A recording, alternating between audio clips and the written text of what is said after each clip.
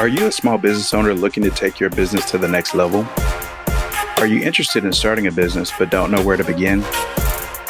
Welcome to the Source Capital Podcast, where we help entrepreneurs gain a better understanding of the capital raising process and help them get the funding necessary to start and grow their business. I'm your host, Corey Townsend, and I help people start and grow businesses. Use those businesses to create and manage wealth, and use their wealth to establish and preserve their legacy.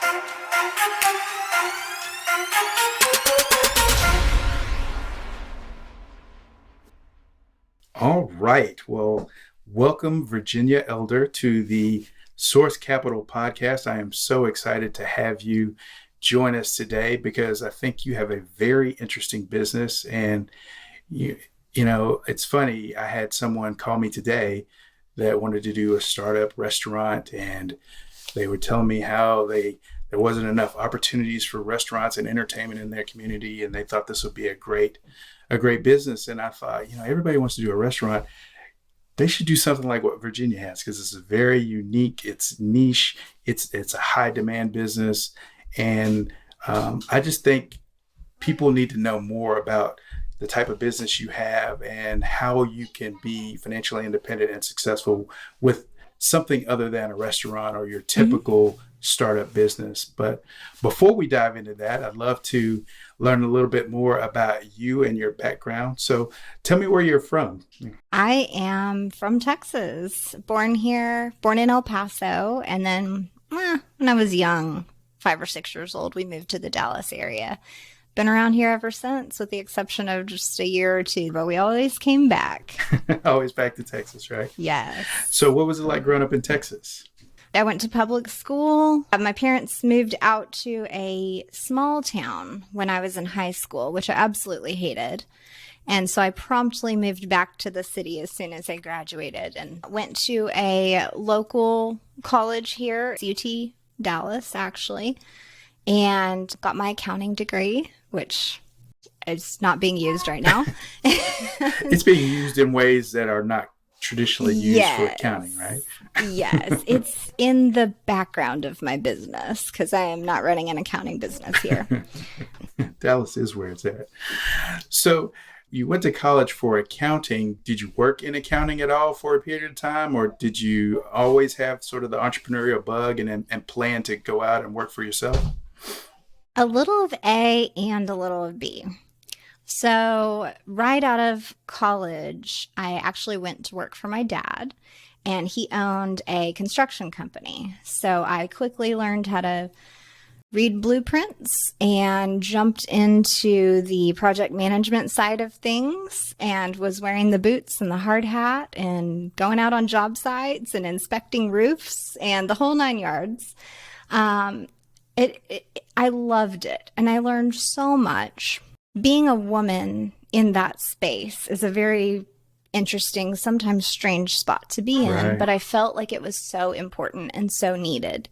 And anytime I saw another woman on the job site, we would lock eyes and be like, hey, Right. I see you. So I did that for about 7 years. And after that, I decided I did want to use my degree, which, again, I probably was using it in a different way than you would typically think. So I jumped into the audit side of business. I was a good guy auditor. So I worked for companies. They would hire our consulting firm to come in and look at sales tax, was what I had my expertise in. So here in Texas, there are lots of oil and gas and other sales tax advantages that you can take advantage of if you do it right. So we would come in and look at their invoices and tell whether they could get a refund or not for the sales tax. Did that for about 7 years and thoroughly enjoyed it. But the trouble was, we were starting our family and I wanted to be home and I wanted to be more available. And it killed me to drop off my kids at daycare or the sitter or whoever every day. For one, you have that scramble. Anytime there's a change in the schedule or a deadline for work or anything, you're scrambling to find care. So that was stressful. But the biggest thing was I was carrying this load of guilt for leaving my babies, right? And that was the big thing. I wanted to be home. And I did seek opportunities in the audit world, which they do exist, where you can work from home a couple days a week, 3 days a week. Even those were just not quite enough. And I started doing some financial coaching on the side. It kind of led me this direction. I started a podcast about finances for moms, just based on our journey that we were going through. And eventually was like, I'm out of here. Like, I never want to work for somebody again. I didn't have bad bosses or anything. It was just my personal desire for the lifestyle I wanted became so clear once we had kids and had our family, and I could see the opportunity was out there, but I needed to leave completely and have the freedom to really be able to embrace and try to start my own business. Yeah, I think that's one of the most popular misconceptions about entrepreneurship is that it's a cash grab, right? You work for yourself, you're going to make all this money, you're going to be super rich and private planes and big cars and mansions. And what it's really about is having control of your time, right? When you are your own boss, you control your time and what you do and what you choose to not do. And so, yeah, I think that a lot of people don't really realize that. They think about the economics of it and the finance of it, but not really the time and your ability to control your time and what you do and what you enjoy doing. So your first foray or the beginning of the entrepreneurial process for you was in financial coaching. Tell me a little bit more about that. Yeah, that stemmed mostly from kind of a passion project.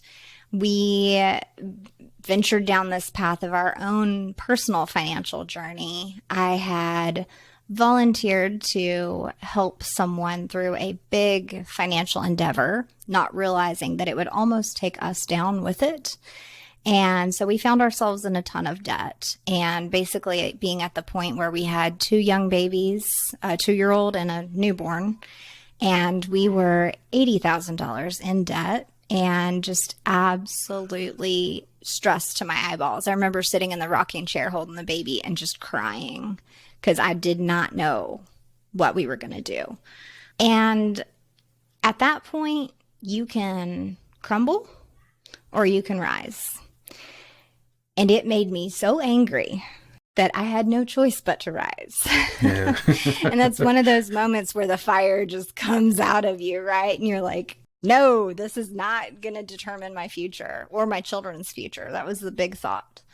So at that point, I still was working for the consulting firm doing audit. And I leaned into that as much as I could. I was hustling to make bonus. I did everything I could to make solid connections with our clients, thinking that the word would get up that, hey, this staff that you have is great. Maybe I would get better projects, higher dollar projects. I mean, I really tried. And on the side, it became this thing of, you know what? I'm not the only person in this position. I'm not the only mom who's feeling like I'm making all these sacrifices and feeling like I'm not getting anywhere, feeling like we're just treading water. Like, how do you actually get to the point where you pay off debt and you keep your house and you do all these things and you avoid bankruptcy? And I mean, these were all really scary, big decisions that were facing us at that time. Long story short, we did avoid bankruptcy. We did pay off all our debt in 3 years, actually. It became this passion that I could not stop talking about. So I was seeking out different financial groups that had financially minded people in them, which is FinCon, which is funny because that's how you and I connected. And doing everything I could to reach out to moms and provide legitimate, in the weeds advice for those tough decisions and budgeting, and kind of attempting to relieve some of the guilt that I knew was out there around finances. And through that, I launched a podcast and my website and, was doing all the online things, posting on Facebook every day and really just working myself into a point of burnout because I was balancing that with my full-time job. And I could see how it could work if I had more time and space and freedom and if we were debt free and all these things. And so I made a plan to just put all those in place so that I could leave. Through that journey, I designed different group programs and did one-on-one coaching. I learned a lot. It wasn't sustainable for me as far as my time and what people would pay. And so the big lean toward where I am today was that I launched my podcast and people quickly said, "Oh my gosh, how'd you do that? Can you do mine?" And within a few months' time, it was very clear to me that, okay, I need to drop the financial coaching piece and I need to lean into this podcasting thing. And I didn't know it at the time, but that was definitely the best decision. So you raise an interesting point because, you see a lot of people now, obviously we probably see more than the average person having, been somewhat, and I'm new to the FinCon community, but you've been around FinCon for a while, but there are a lot of people that are doing the financial coaching. And as you said, a lot of people doing very well at it. So what was your model, and was the challenge for you that the financial coaching was more of a passion project, and so you were more interested in helping people get to a better place as opposed to monetizing, I put that in air quotes, monetizing the business, right, in that way? Tell me a little bit more about that. I think the challenge there was, it was my first foray into my own business, the online business world, using social media for marketing, creating your own first website. I was doing everything from scratch and I really had no mentor or real direction. I didn't know there were business coaches out there. I didn't really know there were groups that you could join with all these resources. And now I'm a part of those things, but those were discovered along the way. Entrepreneurship is so much about just being open to learning and being open to resources appearing. And I think early on, I was so busy just working full time and doing the online thing and kids and debt and everything. I didn't know to look for those groups or those resources. All right. You didn't know what you didn't know. Exactly. And so I think in a way, what I'm doing now is kind of my second online business, completely different website, completely different business model. Before it was one-on-one coaching, free content, trying to get affiliate links up there, trying to get people to click on affiliate links. Right. And there was group and one-on-one programs. And I was designing those programs from scratch based on things that I had learned and had put into practice with our finances that made a difference. And so it was good information. I'm sure it wasn't rocket science, but I did feel very much so that it would help people. And it did. But without the mentorship and the business coach and other resources that are available out there that I didn't know existed, I was trying just on my own. And I think, unfortunately, that's how a lot of entrepreneurs start their businesses. They think it's a great idea and just kind of jump out there without any real model to follow. And that's where I think this time around, I knew to seek those resources. I knew to look ahead and figure out, all right, where are we going this year?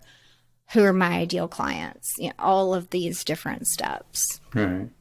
So that's a good point to transition to your new business and your current business. And so, was that you were already working for yourself full time when you made the transition to your current business?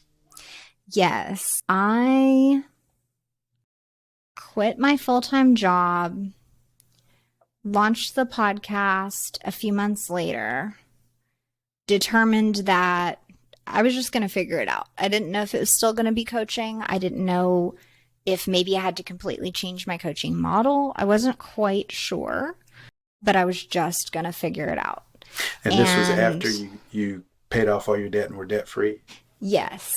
Yes. So there were those strategic steps in place. My husband is a teacher and a coach, so he's always been the consistent income person, which is nice because that's given me the opportunity to dodge and move and correct and get back on course.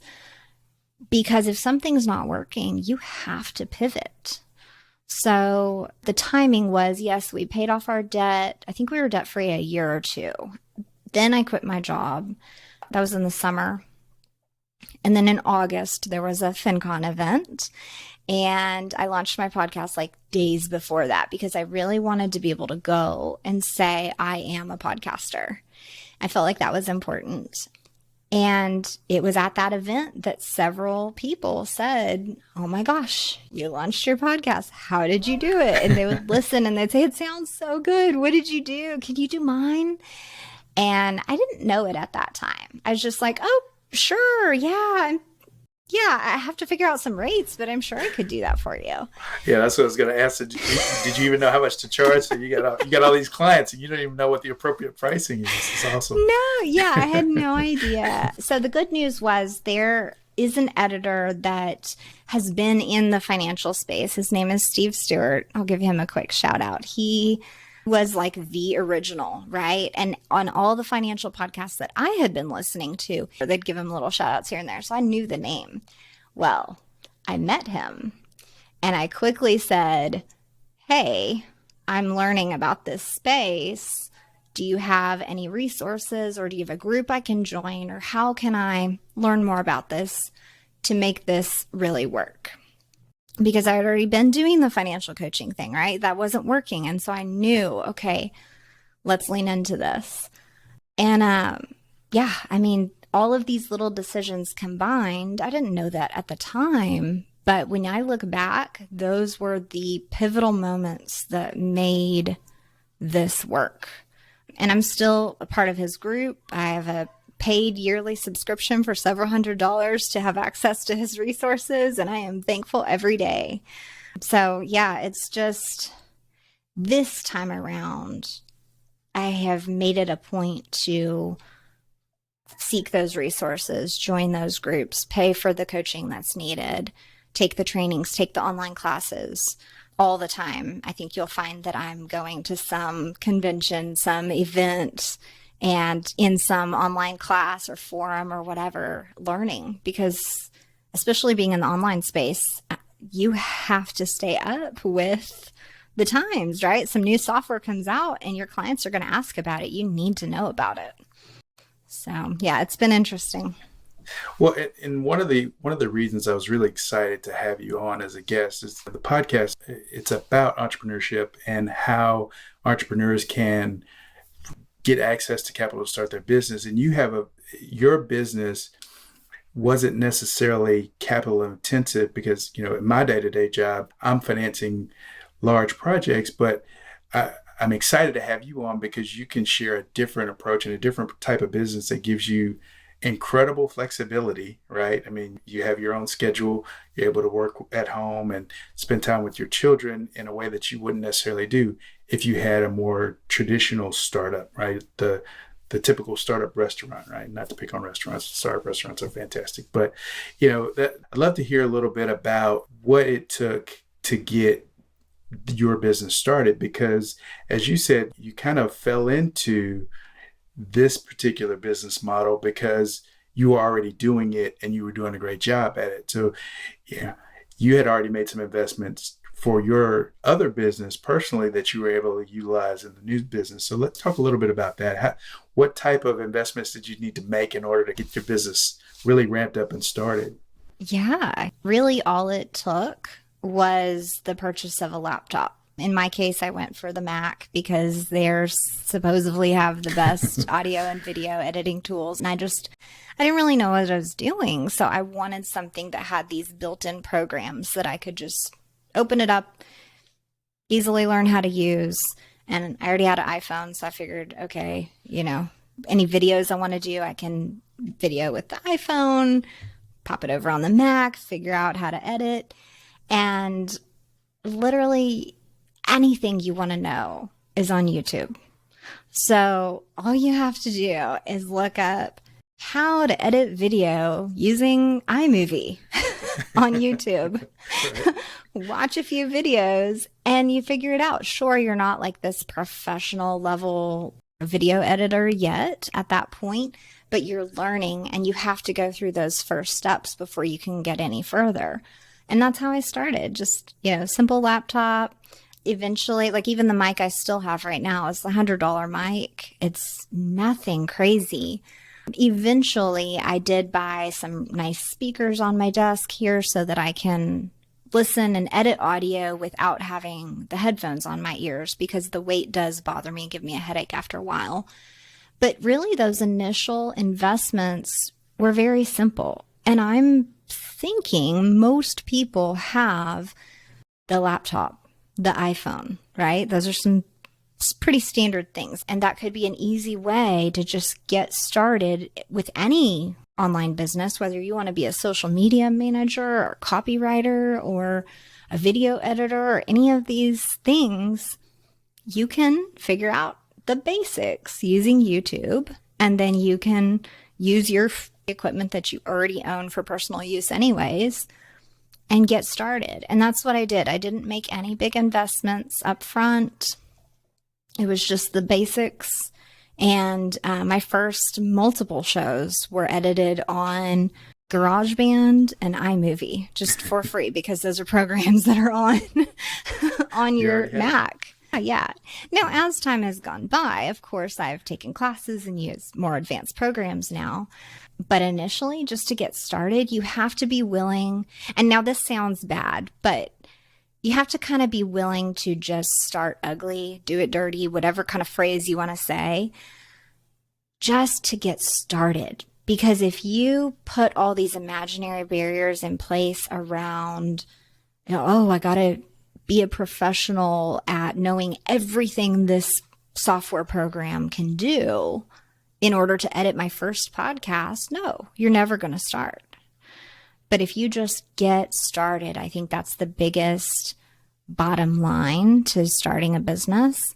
And for our situation in particular, I never really saw myself as running a restaurant. It's like the example that we're kind of going off of here, but I never saw myself with any of those big kind of capital intensive location centered businesses because the whole point was I wanted to be home. I wanted to walk my babies to school, to pick them up, I want to make them snack, I want to tuck them in bed. So the business had to be here at home. But yeah, it didn't take much. And that's why I was excited to connect with you too, because I don't know much about raising capital or getting loans or anything like that. So I'm going to learn through your show too. Right. Well, and I think that's the exciting thing is that there is no one way to start a business. There is no one way to be an entrepreneur. There's so many different options and opportunities out there.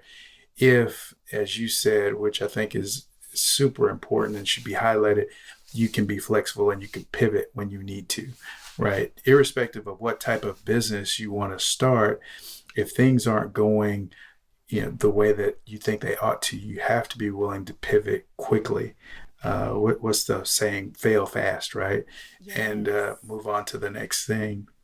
So what's something about your business now that, you couldn't have imagined when you started out just as a finance coach and you said, I'm going to be at home. I'm not going to work anymore for a company. I'm going to be my own boss and I'm going to do this entrepreneurship thing full time. What's something that if you had told yourself then that you would have accomplished that you wouldn't have been able to believe? That's a good one. The first thing that comes to mind is that I have clients and contractors in countries that I've never been to. That's awesome. That's the craziest thing to me. Right. Australia, Africa, the UK, just the thought of that still astounds me. I've lived in Texas my whole life. I've never even been to most states. I have this very sheltered perspective of the world. And so then when I do connect with someone, usually the initial connection's on Facebook or something, right? But then we do a Zoom call. And so their technology is helping us connect with people across the world. Next thing you know, you're working together or you meet them at a conference. And same thing, I've been on podcasts that the host lives, somewhere completely different in the Netherlands or something. And that always amazes me. And then the other thing I think would be that this confidence that what I do, for one, I'm good at it, and for two, people rely and depend on me and need me to do this for them. Podcasting, especially hiring a podcast editor, to some people, they're like, oh, I want my show to be natural and unedited, and I don't need an editor. And so there's this, it's legitimately an argument online sometimes about what an editor can or should or couldn't do or whatever. But to me, I do purposely edit shows to where they sound natural. I was going to say, it takes a lot of work to sound natural. It's more work than making it sound like there's cuts That's all throughout right. it. Right. It takes a whole lot of work for a podcast to sound natural. Right. And that thought of just that people would be relying on me so heavily for something that they're passionate about, it really means a lot to me. It's fulfilling. I'm helping people get their voice out there that they wouldn't have otherwise. So we talked a little bit about where the business is now and how you have to be flexible and you have to stay up with technology as it advances. And obviously, over the past 24 months, the world has kind of turned upside down. Where do you see podcasting and online media marketing as a business in the next 3 to 5 years? Yeah. I honestly think we're still just in that beginning curve. I think that entrepreneurs and businesses, even large corporations, are still just taking those baby steps into online marketing. They're still learning how to use YouTube effectively, how to use social media to actually get the eyeballs that they want instead of putting up kind of cheesy graphics and stuff like that. So I think we're in a great spot here because sure, there's millions and billions of people looking at social media or watching YouTube or listening to podcasts, but year over year, the stats and numbers are showing that listenership is just skyrocketing. So I think we're in a good spot. Yeah. So what would you say is one of the most common myths about being a podcast editor? That I want to say that it's easy. We know that's not true. But it's not. Chew on that for a little bit. I'm going to throw another question at you while you think about it. What is your biggest pet peeve for your clients? Like, what do we do as clients that irritates you? Are you asking what not to do? Right. Yes. What do we not do so that we don't upset you and get fired as a client? Oh, well, I'm sure you'll never do any of this. But the biggest thing for me would be not paying an invoice on time.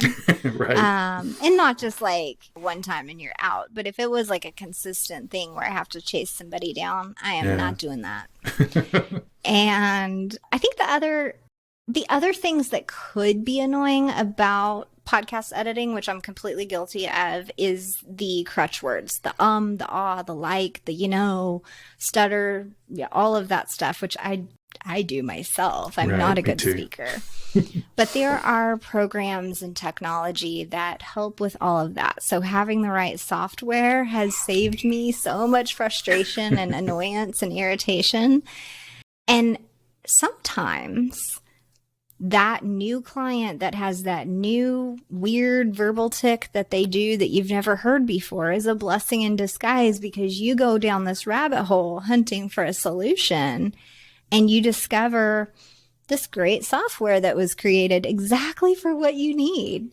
So I guess the opposite side of that there would be that you do have to watch out. You don't want to be just buying software every month, every week, whatever. So you do have to keep an eye on your costs behind the scenes with software. That's like the biggest thing. Plugins and different software. Because also then everything that you buy, every new foray, is a new learning curve. So while it's great to keep learning, there is a point where you just want to pump the brakes, do what you're good at, stay efficient, and just keep going with what you have. What would you say is the most important trait that you would have to have in order to be a podcast editor? I think the ability to sit down and focus for long periods of time is very important. A single 1 hour interview with just two people can take up to 3 hours for an efficient editor to work on. Now, I have heard horror stories of people working 11 hours on a single 1 hour interview, and I about fell out of my chair because I will not do that. But I do just get in here in the morning, have my coffee, and I sit here and I enjoy it. Don't get me wrong, but I kind of don't move all day. So I think the ability to focus for those long periods of time is important. But that would also work well for someone who could efficiently schedule themselves little 5-minute breaks to get up often and still be able to come back and start with the same level of efficiency that they had 10 minutes ago. So I think that's the hardest part, is just maintaining that efficiency and getting through the work, because you can easily get to a point where you're like, oh, my ears are tired, my eyes are tired, my eyes hurt. But yeah, your clients are depending on you to get their show out on time. So it's not like you just don't edit an interview one day. Do you find that sometimes when the conversation is particularly engaging, you're listening and not editing? Like, is that, because I would probably struggle with that, right? I mean, I'm supposed to be editing. This is really cool. Yes. Honestly, those are my favorite clients, though, because I am into what they're talking about. I'm paying attention, and sure, I'll stop and realize like, oh, and then you just go back, 5 minutes or whatever and listen to it again with that critical ear. But I refuse actually to take on a client that is going to podcast about a topic that I am not interested in. I'm just not. I'm not the right person. We're not aligned. I will connect them with someone in the network who is aligned with that. But that was one of the things that when I set out to do this, I said, okay, this is my chance to make this business what I want it to be in every way possible. I focused on profit first. I focused on accepting clients that have topics that I'm interested in, that I can align with their passions and help them in a passionate way from my side as well. I want to be able to support and not just be doing the work. And then scheduling, like we talked about earlier, I want this to be working for me as much as I'm working for the business. So do you have plans to grow? Are you adding employees or contractors? Tell me a little bit about the future of Podcast Abundance. Yeah, this past year has been so eye-opening in so many ways. And to be honest, we are experiencing growth that I did not see coming. And it has been amazing and scary and all the things. Right. So to be just very, very honest, I made $0 the first year, I would say, because I was still between that finance coaching and the podcasting, and I didn't take on clients immediately. Then I made about $24,000 the second year that I was in business. So I was like, okay, there's something here, but still that's not enough money.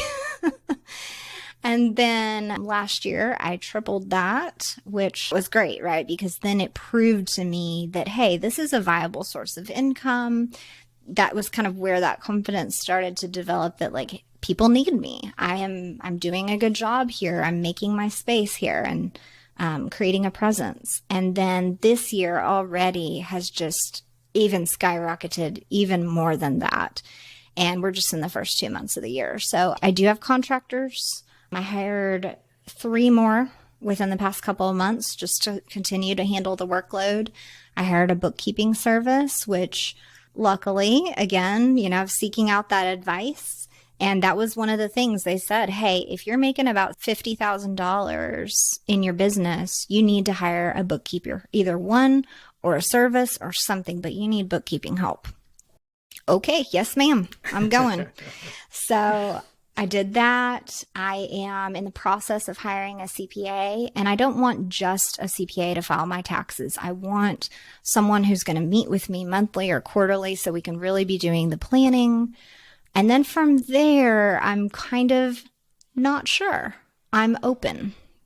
It's not that I don't have direction, but the way that I've approached everything thus far has been working.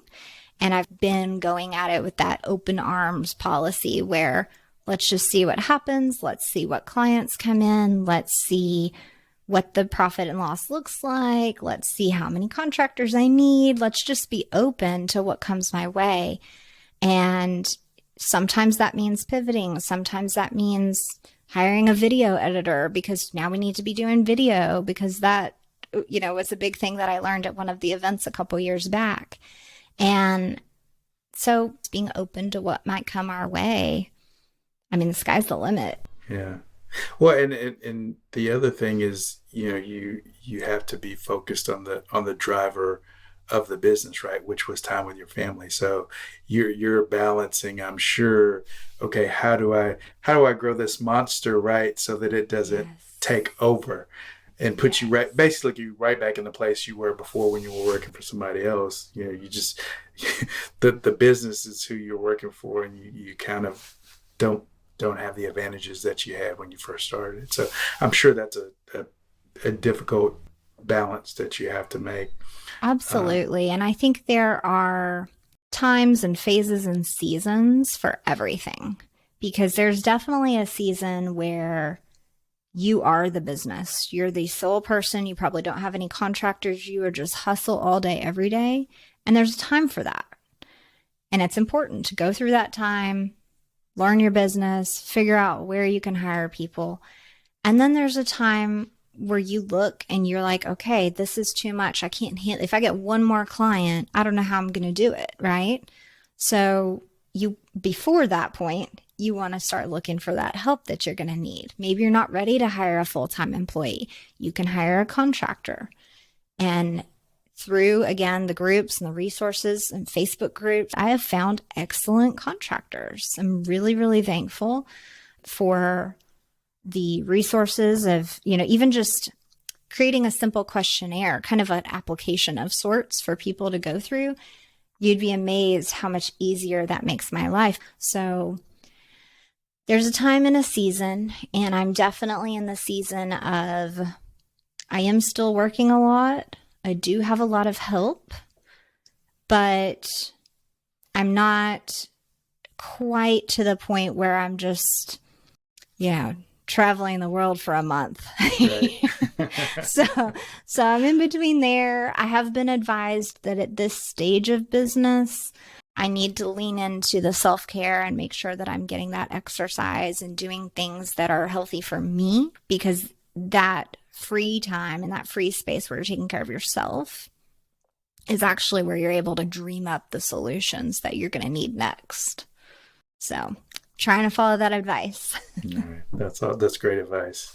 All right. Well, I have taken up enough of your time. I really appreciate it. This has been fantastic. Where can people find you on the old interweb and social media? Yeah, I'm at podcastabundance.com and on Instagram at podcastabundance. Fantastic. Well, listen, thank you so much for all you do, including this interview. Yeah, thank you for having me. I appreciate it. Absolutely.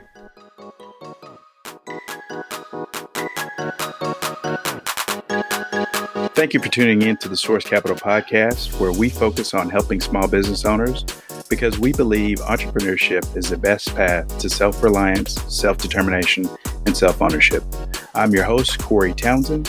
For more information, check us out at yoursmallbusinessbanker.com or at yoursmallbusinessbanker on Instagram or Facebook. And remember, as legendary cartoonist Walt Disney used to say, think beyond your lifetime if you want to do something truly great.